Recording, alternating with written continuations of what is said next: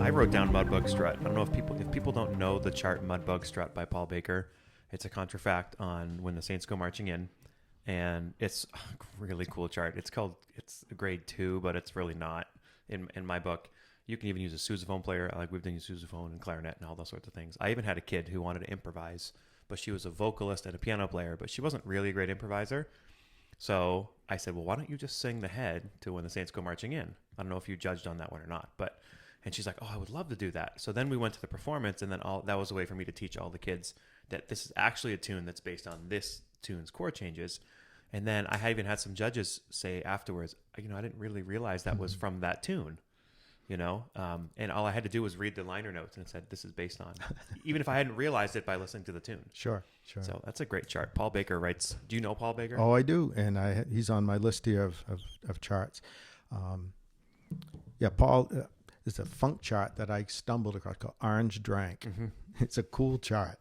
And I got called to do New Hampshire Jazz All-State on short notice a couple of years ago. Fred Harris had the flu and so I had about 2 hours notice, and that would included traveling to get there. So I ran home, left a note on the counter for my wife. I'm going to New Hampshire. I'll see you in a couple of days. And I'm grabbing my suit. And Fred had picked a couple of tunes that I wasn't even aware of. So I grabbed a couple of charts from my library and went down, and Orange Drank was one of them. And the kids just really got into it. And it's a fun chart, easy to put together. Most of the charts that I'm talking about here would be for not bands at the highest level. Mm-hmm. Okay. These are going to be for middle of the road bands that make your band sound good and with some effort and a good quality teaching material. So if we're going to go, can you just say your list of writers there? You have a list of writers? I do. We'll just list them all. Yeah. Mark Taylor, Mike Kameff, Paul Baker. Locally here, Brad Jahomsky and Craig Skeffington are dynamite writers that are published on a national level. Sammy Nestico, of course. Dave Wolpe, who just recently passed away. If you have a vocalist, man, you just go to his catalogs. His stuff just swings. Just add water. Those charts work. Chris Berg, and if you're really into some really funky rhythms and things, he's got that down. Yeah. Mike Crotty, which you might not know. Mike was a classmate of mine at Berkeley who went on to the Air Force Airman of Note. Yep. And his writing is clever. It's hard. It's you can find it, I think, in jazz lines and places like that. Dan Gailey is another one. We've played some of that on the PJO. Rick Hirsch is a UMass grad, and Eric Richards and Mike Tamaro. I mean, there's many more, right. But these are the most consistent. And because then you talk about the writers like Micah Benny on the pro level. These are guys that are published. So can we go? If I were to go 3 names off the top of my head can we go young band for now, like middle school, grade 1, whatever? You're one of the 3, I would say. Oh, thank you. Yeah, not because you're here and because I like you, but just because it's true. Terry White, I would say Rick Stitzel, and I would say Michael Sweeney. Michael Sweeney, you know him. I know him. I don't. Has he ever written anything that doesn't work? No, he really, and he's the nicest guy in the world, and he's been very, very good to me. His All Blues chart, his Caravan chart, his Afro Blue. It's just like, they're not hard, but they're original. They're standard tunes at the easy level. And even his concert band things that they're playable. And I don't mean to say that because they're easy. They just make sense. Mm-hmm. There's a lot of times you play music that's good music, but you have to work hard to make all the pieces fit. I just did Celtic Air and Dance by Michael Sweeney on the concert this week. It's a grade 1.5. Mm-hmm. I did it with my concert band in the high school level. They loved it. We wrote a story to it and everything, and it was a hit. I think Michael, as the editor for Hal Lendon, he does all the editing for marching band, jazz band, concert band. I don't know when the guy sleeps. And then he writes. So I think when he writes charts, he's finding charts that are good quality for the repertoire and also filling needs in the catalog. Mm-hmm. That the other writers may not be able to get to at that point in time. So I even have a list here of charts of yours that I wrote down. People, because if people are new to the name Terry White, we are not here in the Northeast, but if you just go on Pepper or other websites and just put in Terry White, you'll see so much. I just wrote down a bunch of I mean, how many minor blues and B flat blues have you written? There's like so many, but how often do we need like the walking ballads? I forgot about Past My Bedtime. That's That such was a one of good the chart. first charts I got published. I listened. I was like, I forgot about that chart. If you want to do like Lil Darlin', but at the easy level, Misty's a lot harder than that, isn't it? Misty, it's listed as a grade 1, but Yeah. it's grade 2. And I remember dealing with my editor, Pete Barenbreg, and I said, Pete, we're going to have triplets, and I can't have triplets at the grade 1 level. That's all right. You'll figure it out. Yeah, well, I mean, and it got played at Midwest, which was great. I mean, it's and it's a tune every kid should play. Yep. And it's an advanced concept. Yeah. Playing a slow walking ballad. Well, that's right. It's hard. And that's another thing for young bands, that when you pick your program, you don't have to do a ballad. Mm-hmm. What you're looking for is a change of pace. And if you have a group that, my drummer can't play brushes, and you get a lot of weaknesses and they're not ready for a ballad, don't do one. That's okay. In some ways, a walking ballad is money because the bass player has to play quarter notes, but it's much slower, so it's easier for the bass player. Yes. I mean, just some of the blues. I don't know. Mr. PC is a minor blues, right? Mm-hmm. Teddy's Mood, is that a minor blues too? Yes. Yeah, you wrote that for your grandson. Yes. Birdhouse Blues, my wife loves that. Be My Buddy. Red's Good Groove is like the best B-flat blues chart I've ever played. Well, that's when I owe that to Tom Lazat, because when Tom was at Cape High School, I was writing anywhere from 6 to 9 charts a year, because we did all custom arrangements for his 3 jazz bands, and because he had a game plan in mind. He was literature he wanted to expose those kids to, so we would write on the various levels of the group's ability, and and that got picked up by Hal Leonard. Groove Your Move. I just heard that one. That just came out. I spend a lot of time, if you put yourself in the position of the editors, and they're trying to find tunes that would be successful, they don't have all day. I have my phone set up in my car, and I have Sirius radio. So if I'm driving along, oh, that's a cool tune. That's a Lou Donaldson tune, Foot Patent Time. Yep, I never heard that. That's a great chart. I grab my phone and take a picture of the screen of the Sirius radio, so when I get home, I'll remember what it was.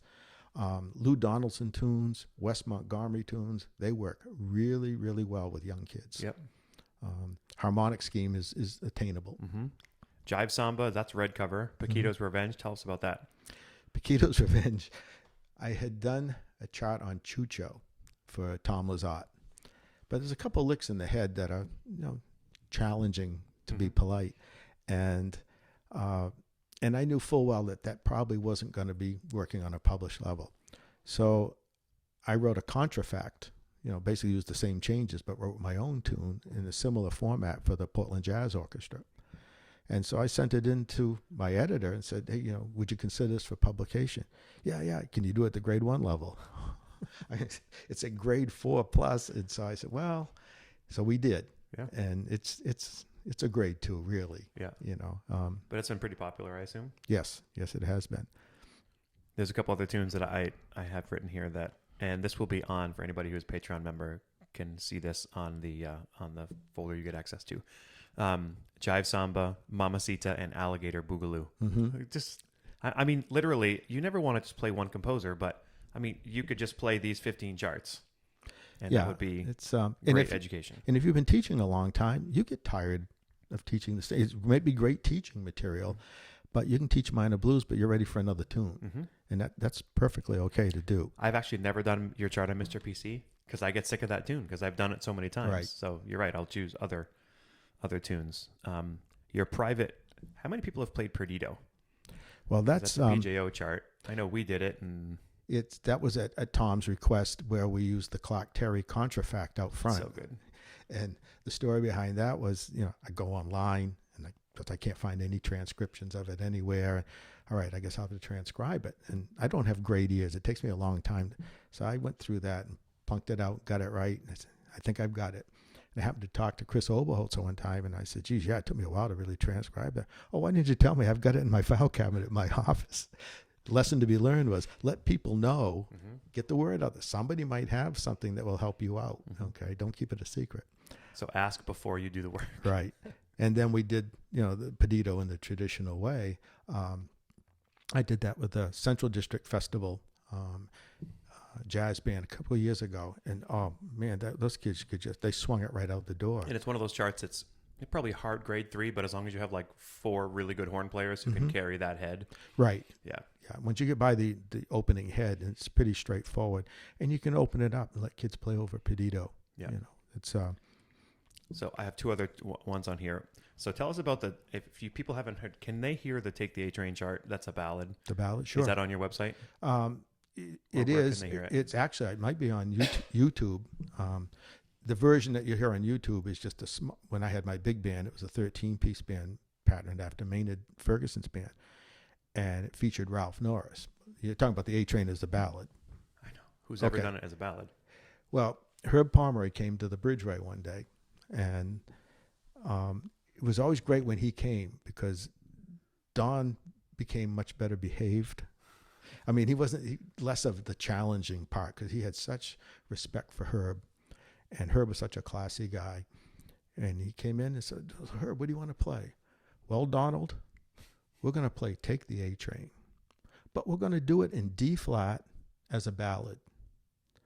And I mean, that room just stopped, and Don didn't know what to do. And Herb played it, and it was amazing. And Herb recorded it on one of his CDs, and I was so blown away by it. So I decided to do it. And when I did an arrangement, and I had my saxophone players that double on clarinet, they were quoting licks from doo-ba-doo-dee-doo, you know, and other Duke tunes, just as sort of backgrounds. And the flugelhorns were playing the melody in the same way that Herb played it. And then I featured Ralph Norris on tenor saxophone with one of the most amazing solos. Yeah. Is that solo written in the chart too? No, it's not, but I have it. I made Ralph transcribe it. Yeah, because I remember when we did it, I thought I had seen the transcription. Yeah, and what Dave Sporney down at UMass, he programs it with his Amherst Jazz Band, and then he takes my up-tempo version of A Train. They play them back to back. And he said the crowd just, to see the difference between the two. Does that ever have a shot at getting published? Probably not. I mean, there's so many charts. I can't imagine. You know, it's. But if people are looking for like a really cool ballad that is just, if you have a good tenor player, a strong trumpet section, right? Yeah, it's not that hard for the trumpet players. It really isn't. It's not rangy. They just have to carry the melody. It's really exposed on flugel. Yes. Yeah. And that's what I would call a walking ballad. You know, sometimes it has a tendency to get a little logy, but if you just keep it a walking ballad. That mentioning Herb in that regard, Herb was such a class act, and he would challenge Don in a lot of ways, but Don would challenge him. And Herb, when I was at Berkeley, Herb would tell me, he said, "I had the fortunate weekend of being with your friend Don Doan up there," and he'd say, "Herb, we're going to play Go From Ipanema. We're going to do it at this tempo and swing it," and it was 100 miles an hour. And because Herb could rise to any occasion, and he loved being challenged like that. And one day when Herb was always on the go, and you didn't have a chance to really talk to him outside of class. And I was sitting in the coffee shop having my lunch, and he sat down with his lunch, and he said, "I'm on my way to MIT," because he was teaching jazz band over there, and he started that program, which has become legendary with Fred Harris. And I said, "Herb, I'm kind of curious. Why do you go over to teach at MIT?" He'd look at me and go, "Terrence, there's no downside to teaching intelligent people." That was the level Herb was at. Yeah. And of course, you look at what that program is today, it's phenomenal with Fred. And Fred has played some of my things over there on the higher level, and I'm very pleased with what they've done with it. And he has a tendency to take some of my arrangements and sort of add to them. Like he did Oblivion this last spring, and it was when the Ukrainian situation took place, and he had the guitar player out front doing some things that just, wow, it was amazing. I also have down here your Away in the Manger chart, because you have the one that you did for PJO, right? And then you have the published one. It's the published one, right? I don't remember the chart really well, but I remember how fresh it sounded. It just sounded completely different. It was different. Harmonically, it's different. And then when I saw that it was the published version, green cover, I think, yeah. I bought it because when I wanted, I think it's a tenor feature. Yes. Tenor trumpet, am I right? Yeah. Mainly tenor. Right. And if you need to play it for holiday something, but you want something that's not just the traditional. Right. The only thing I think that between that the PJO one and the published one might be a key change towards the end to make it a little more grade Even when we read it on PJO, the original, it didn't seem that hard. It was just different. It's not. Just different. Yeah, I love doing Christmas jazz tunes. I have a bunch of ones that, unfortunately, you don't want to be playing Christmas jazz in September with your kids, and they can be at a level where you'd have to start them early enough to be able to perform them. There's one that Jalen called Swingin' and Jinglin'. Yep. And that's very easy to put together for the kids. That's Jingle Bells, right? Yes. Yeah. Yeah. Christmas jazz it's beautiful. If you listen to some of the CDs that Oscar Peterson put out, of Christmas jazz tunes, it's just phenomenal, the harmonic things they come up with. And if people have not heard the Nutcracker, the Ellington Nutcracker, that's a whole trip. Oh yeah, that's so a whole good. Yeah, there's so much out there, and to have the access that we have with the internet, and especially during COVID, for me, I was a lot less active. So I would do things like I'm stockpiling charts. I just kept writing, and I wasn't really writing for anybody in particular, and trying to figure out, well, down the road 3 or 4 years, are they going to need something similar to this? And I'll have it already available. But I also got on YouTube and had the opportunity to listen to things that I just couldn't have the time to do. Mm-hmm. Okay. I was trying to think. I wrote down a couple of recommended charts. Let's do it. Okay, middle school. We mentioned Bye Bye Blackbird. Know it. The Sidewinder. Who's your arranger? Is that Mark Taylor? No, it might be Mike Sweeney. It's a Hal Leonard chart. Okay. There's 2 charts, Mercy, Mercy, Mercy, that are put out by Heritage Jazz Works. One is Robert Woods and Sean Wagner. I've done both of those in middle school. Vince Gassie's chart on Take the A Train. Freddie Freeloader is Mike Sweeney, and Cheesecake with Rich Stitzel. Those are great charts. Yeah. Those are great charts. I actually know every single one of those. The Freddie Freeloader chart, I don't know if I told you this. Did you hear my band when we did that like 4 years ago? Because in that is the Miles solo that the trumpets all get to play. Well, I was actually kind of bugged. I mean, it's a great chart, but I have 3 trumpet players learning a harmony to the Miles solo. I'd rather they learn the Miles solo. Mm-hmm. So I actually took that chart and expanded it. I have a version that I did where all the trumpets play one chorus of it.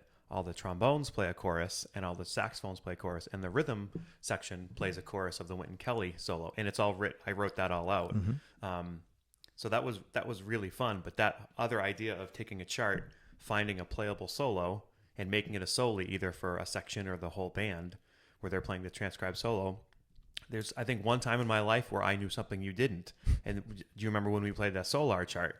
And you're like, wow, who's that arrangement? What was that soli? I was like, that was just the Miles Davis solo. Yeah.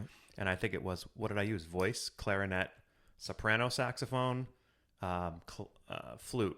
I think that was the quartet or something. And it was just like so different. But I didn't have any kids who could solo over Solar. Mm-hmm. But the only way I could make that chart work, if I wanted to do it, which maybe I shouldn't have done it, but then we just did the transcription, and that's the way to go too. Yeah, I often, especially with some of the younger charts, I'll try to take part of a transcribed solo just to give the kids a little taste of either Lou Donaldson or Wes Montgomery or something. I remember one time on one of the charts, I won't mention the one, but I wrote something and the editor said, "Oh, you got to take that out, man. It's too hip. The directors won't get it." And my response was, "I don't care if they don't get it. Just play it." That's you right. know, I mean, don't underestimate what directors are capable of doing. And when you're playing a tune that's a standard jazz tune, as just about all those are, right? Yes. Listen to the famous recordings, and then make your kids listen to those recordings as well as the recordings of those charts. If you have a high school group that's developing, and I think that's where a lot of teachers need the help. Yes. They're ready. If you got a band that's killing it, you're not going to have any trouble with literature. There's a lot out there. We mentioned Orange Drank. Paul Baker's chart on Basie's Beat, I just did last spring at the festival. Mm-hmm. If you want to teach Basie style, he's got it all there. You can't miss. Sammy Nestigal's Orange Sherbet chart, which is based upon the changes to Just Friends. Working on it now. And Skeff's chart on When I Fall in Love. That's a great ballad to teach kids, and it does have a double time section in the middle. Mm-hmm. But if you want to teach phrasing and shaping of phrases and not spend a lot of time chasing notes, beautiful chart. There's 2 charts. There's Groovin' Hard, which is Dave Bardoon's chart, which has been around for a long time. Mm-hmm. I think it's still in print. But if it isn't, if you make a few phone calls and emails, somebody will have that There's chart. also some arrangements of that work well, too, at the younger band level. Yes, because they've kept the essence of the really hard chart. I will say there's a contrafact on that I love too. Fat Cat. We know Fat Cat by Tug Beach. It's not a standard tune, but that's a great chart. Groove Blues by Peter Blair, Heritage. I'll butcher this title, but La Noche del Burrito Picante, the night of the Walking burrito? Little hot, burrito? hot chili pepper or something like that by Mike Dana. It's a cool chart, and kids dig it, and you can get them to learn Latin style. I don't know that one. And Sister Stady by Brian Kidd at FJH. Yep. I did a couple of years ago at, I think it was Allstate Jazz, All the Things You Are. It's arranged by Jerry Mulligan, and people don't think of Mulligan as an arranger. And sometimes when you get to that level, the charts are really too hard. But this one isn't. It's very, very attainable, especially for the trumpets. That's put out by Sierra. And Skeff's chart in Naima, which is killer. I've done that several times at festivals. Beautiful. There's a Jerry Mulligan chart you used when I was in high school at the festival band that I loved. And I can't remember the chart. Was it a ballad? Nope. It was a swinging tune. Because there was one ballad that I did at the district festival where Gene's son played trumpet on it. May have been All the Things You Are. I can't remember. There's so many charts that I just... Walking Shoes? Yeah, that could be. Walking? Was that a... I don't remember. Anyway. Also, there's a chart that's published that could go either way. I think more probably with high school. If younger kids should be exposed to Benny Carter and Only Trust Your Heart. It's an alto feature. That's your chart, right? Yeah, that's published by Hal Leonard. That works really well and very a lot of Benny. You know, if you're doing doozy, you're going to be chasing a lot of notes, and it's well worth the effort. That's a great chart. And so Only Trust Your Heart works really well. We're in my kids' folder right now is a walking thing. Mm-hmm. I love that chart. Yeah. But again, I taught the kids the head by ear before we started working on it. Yeah, it's so important for the kid. You don't want the kid that's going to be the lifetime third trumpet player and can't play the melody to anything we play because it's never been in front of him. Aaron Bush had a great line when he said, "Every kid has a story." Mm-hmm. And, that just hit it home when he said that. And he's so right. I mean, we think about kids and all the various issues that we've had over the years. But, the kids are in there knocking themselves on third trumpet. You don't know what's going on in that student's mind. Mm-hmm. And you want to give them more than just like, I'm a team player. Here's the melody. Learn the melody. Take something away from all of this stuff. And it only takes a minute to do it. Make them a copy. And one of my mentors, John Furman, has a story about how this kid, this family went to sell this clarinet in the Portland Press Herald, but this kid had only ever played third clarinet. So the listing was for sale, a third B flat clarinet. Like the kid literally didn't know it wasn't called a third clarinet because that's all he had ever played. So best wishes to John. I haven't seen John in a while. Yeah, he's got his alpaca farm going very well That's up awesome. there. And, there's a couple of quotes that I was going to mention for younger teachers. We mentioned all the things that, again, the consulting thing, ask questions.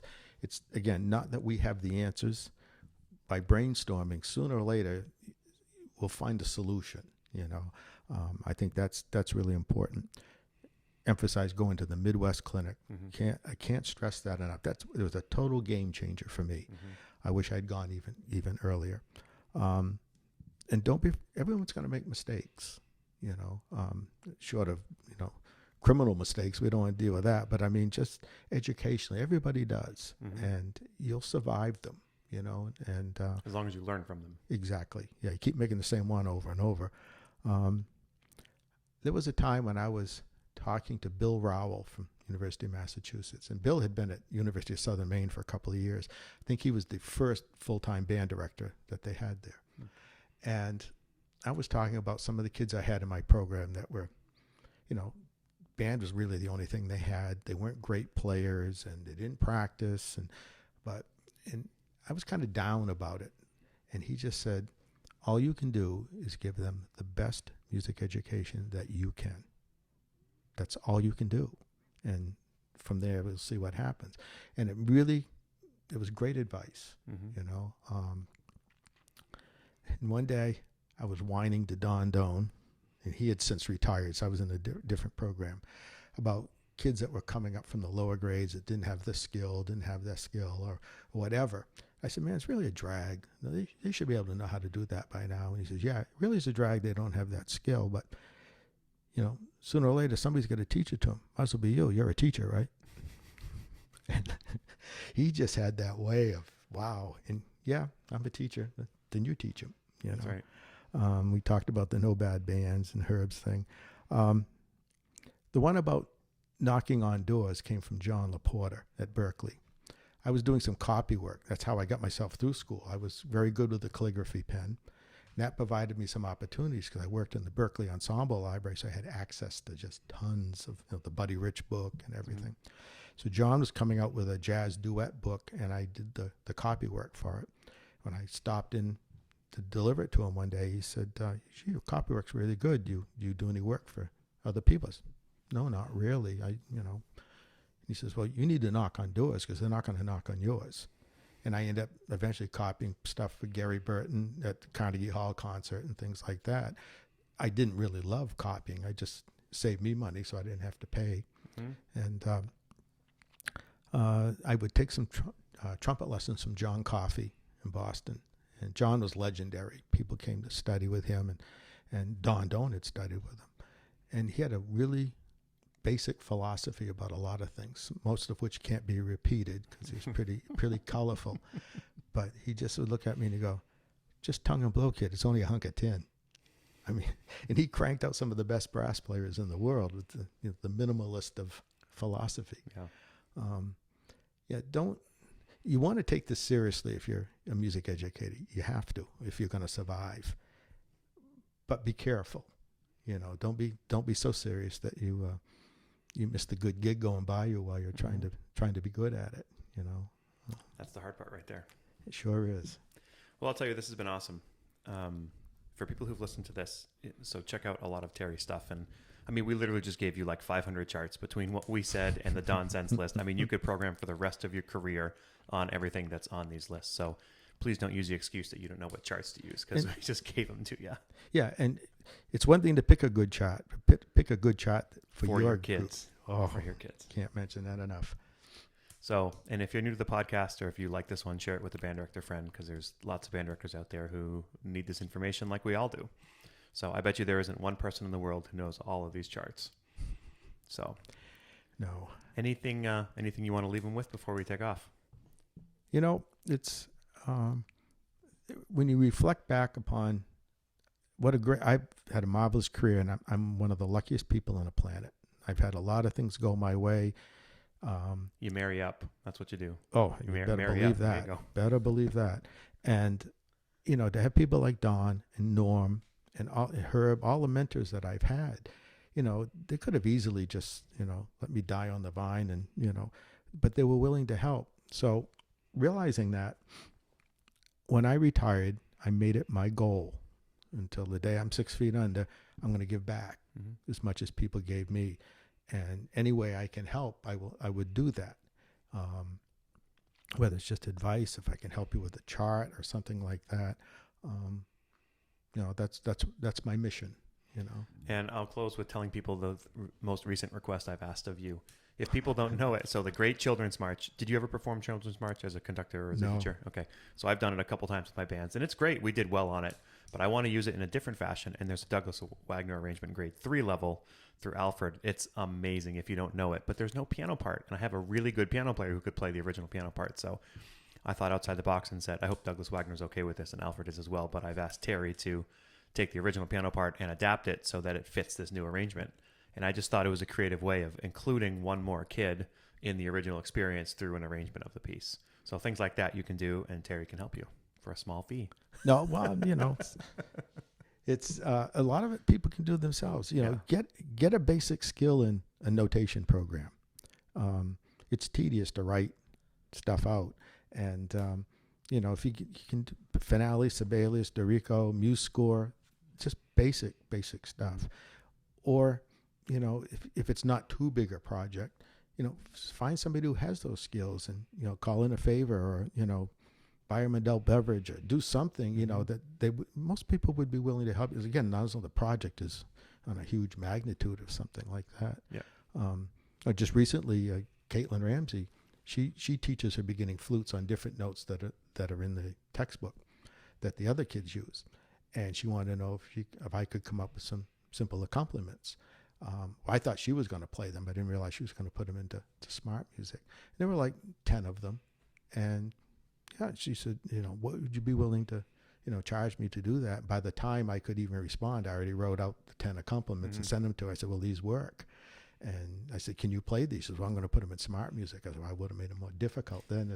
But it's just, the boom chick stuff that you would need to accompany them. And in the time, it took me about an hour to write those out. So there are a lot of people that are, I think, more than willing to help out, again, as long as the project's not too huge. Yep.